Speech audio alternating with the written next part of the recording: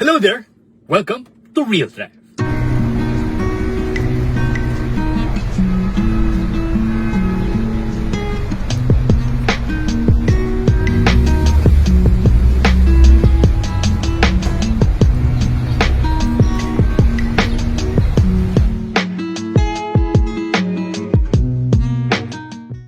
Heirlooms are priceless treasures of families throughout history. Their legacies passed on from one generation to the next. With them, valuable heritage lives on. However, with these unprecedented times, keeping one's legacy becomes a struggle. Well, for this week, we'll be featuring an heirloom in the food industry. Keeping this heirloom is someone from Bacolod City, and his family's food dishes are the pride of Bacoleños. Sino kaya to? Alamin natin! It started back in 1965 when the Sicancos opened their very first restaurant called Bob's.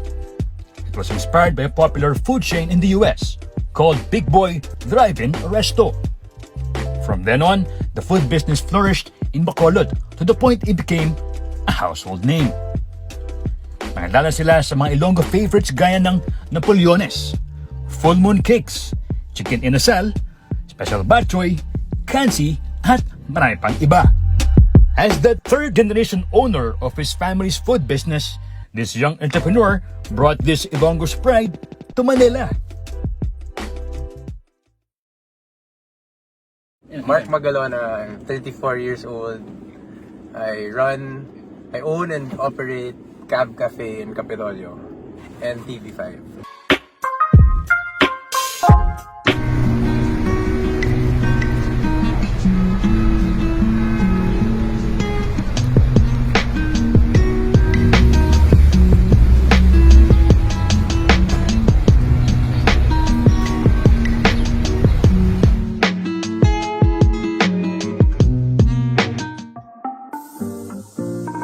We were curious about how these famous Bacolod delicacies came to Manila and how they are doing now despite the pandemic.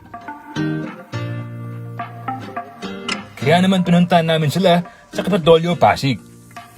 Here, we'll learn more about Ilonggo Mark Magalona and his family's business.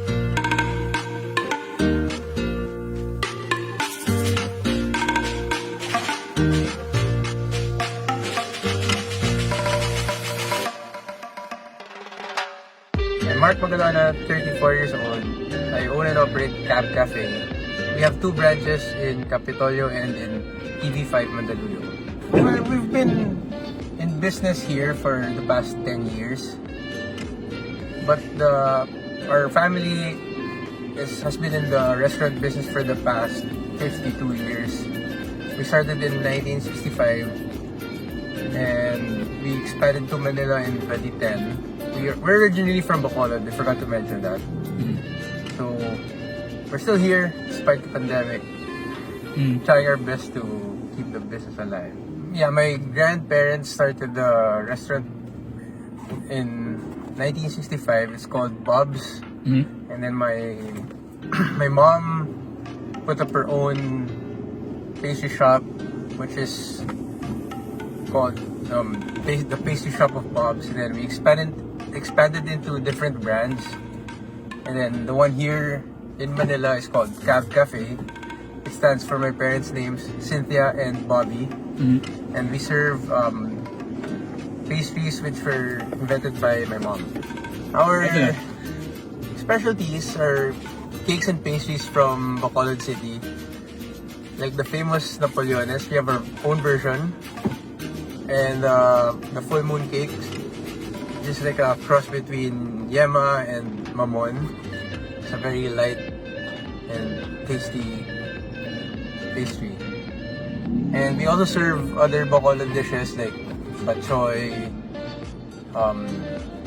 Inasal, Kansi, and our famous Sate Babe. It's our restaurant's specialty dish.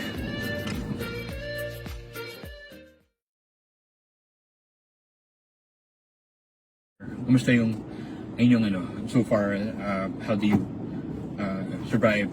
Kumusta ba ngayong pandemic? Well, of course, no, we were really affected badly.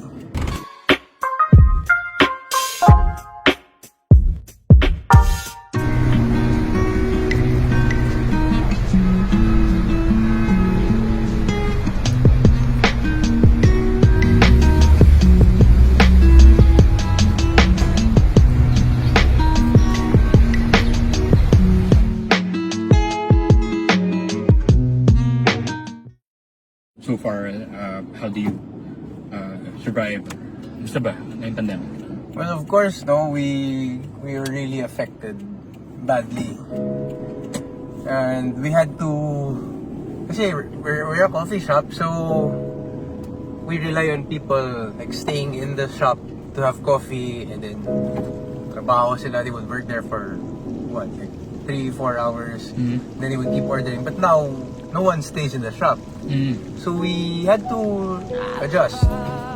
We had to focus on online marketing and then online sales, online deliveries, food delivery apps. We tapped into the new players, and then we also developed our own system for taking down orders and then sending out orders. Of course, we had a lot of problems at the start, especially with handling of our products because it cakes, so they're not the sturdiest food, diba? They can easily get damaged through delivery. So we found a way to handle that. So far we're still okay.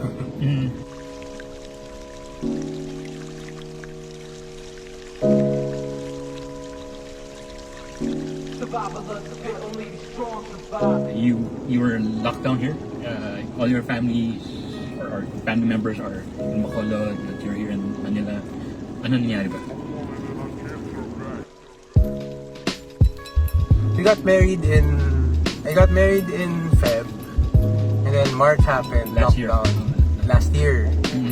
So we were stuck here, my wife and I. Well, my family, they're all in Bacolod. So we had to focus on just us here, ourselves here.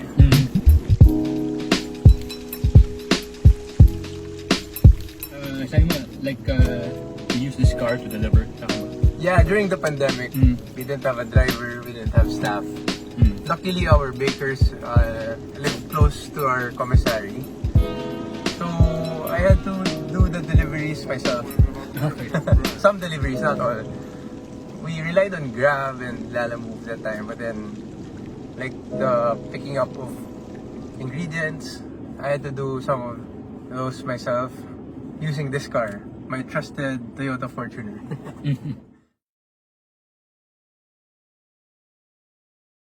So I chose the Fortuner because it's a Toyota mainly, and I've always liked how it looks. I've always wanted an SUV.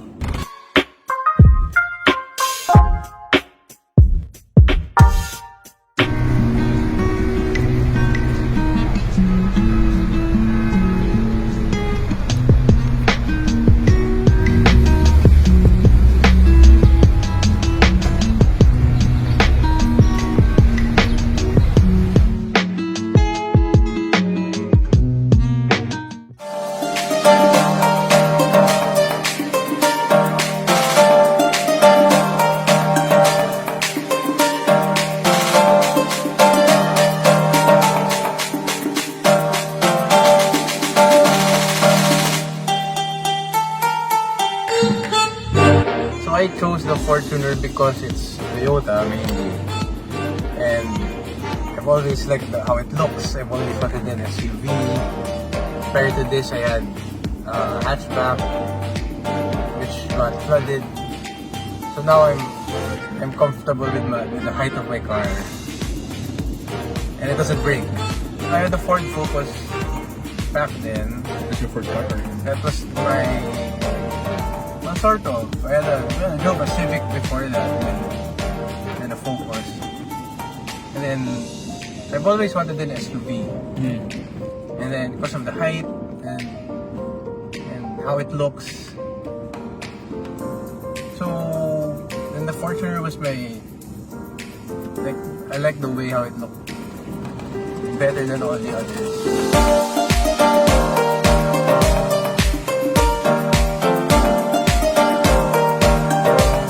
I'm a triathlete. Triathlete. So whenever I do races or whenever I train, I can just easily fit my bike into this car. Kasha siya. I don't have to take out the wheels. I don't have to take out anything. I don't even need a rack. Kasi I can just fit my car. I can just fit my bike, fold the chairs, fold both rear rows, and then just fit both two bikes even in the car. So whenever I go out of town with my bike, yeah, it's easy. Madali lang, like don't have to worry about my bike getting stolen or like getting hit by another car or what. So that's something I really like about this car.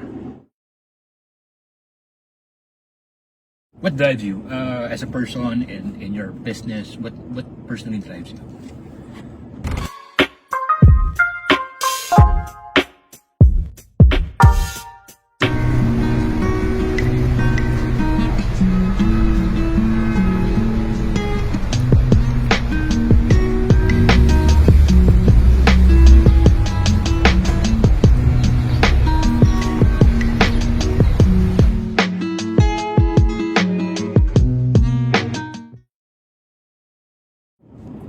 What drives you as a person in your business? What personally drives you?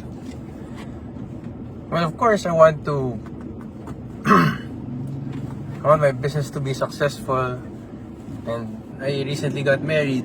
I want to support my wife, and when we have a family later on, when we have kids, I want to support us. And then also, I want to make my parents proud because they started the business. Also, my grandmother, she started the business. I want to keep it going. I want to keep it running.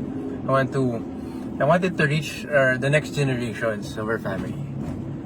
So, yun, that's what drives me. Sana ay may napulot kayong aral mula sa storya ni Mark Magalona. Ika nga ni Saul Griffith, isang Australian-American inventor, founder of various companies in his home country. The principle and only way to make an heirloom product is to design something that people will need not just this year, but for the next 50 or 100 years. Again, another real life story. This is Ronald Del Reyes for Real Drive. See you again next week. Next week, we'll feature a solid Mazda fanatic for over 20 years. Sino kaya to? Alamin natin.